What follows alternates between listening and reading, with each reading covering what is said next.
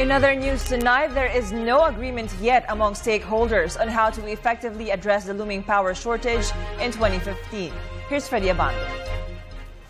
The proposed joint resolution to grant the President the authority to address Luzon's looming power shortage for the summer months of 2015 is still a work in progress, since the stakeholders in the power sector led by the Department of Energy cannot agree on the numbers to include the deficit, the reserves, the available capacity, installed capacity, and so forth. It appears that the state of confusion has made it difficult for the stakeholders to agree on a common ground to address the shortage. This is just the outlook. There are other things that we can consider and we may very well consider if we are to meet the exigency, because we're just looking at it, then we can let it be. The interest of this committee is to determine how many weeks of yellow alert and how many weeks of red alert. And then the other question is there nothing that the GMC can do to be able to anticipate or perhaps provide remedial or anticipatory or preventive solutions to all of these force outages? Should we actually prepare for 647 or 780? That's immaterial at this point, because under the grid code, the current grid code, it's 647. But that's something that GMC will be looking at in the future. In today's technical working group of the House Energy Committee chaired by Congressman Reynaldo Umali, the interruptible load program appears to be the major option to address the shortage. To date, commitments have reached the level of more than 1,000 megawatts.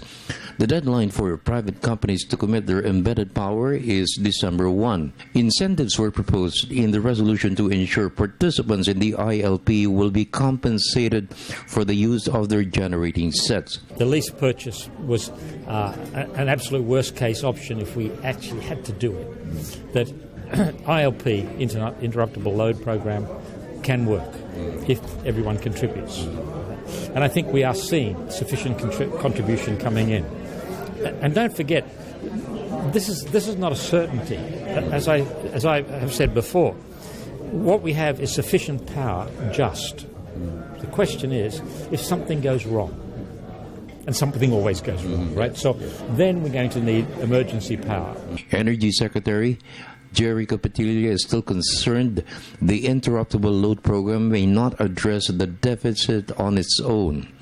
That's why the resolution states a provision for the procurement of additional generating capacity on or before March 2015. The projected shortage is 700 to 900 megawatts.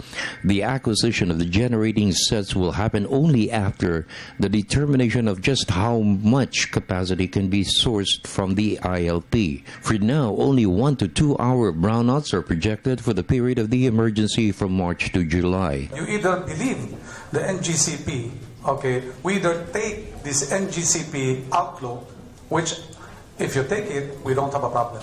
We can all sleep tightly tonight.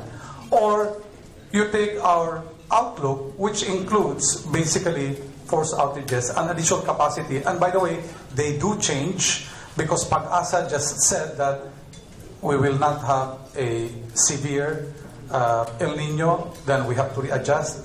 Petron just said that they said that we're giving out 60 megawatts, and then 2 weeks ago they said it's only 10. And they do change, okay? The outlook is actually dynamic. Even demand change almost on a daily basis. In the meantime, energy efficiency will continue to be an option with a target of savings in consumption of 415 megawatts. The Department of Energy is mounting a massive campaign to ensure all sectors, government, business, and households will be aware of the Enercon program. For the People's Television Network, this is Freddie Abando reporting.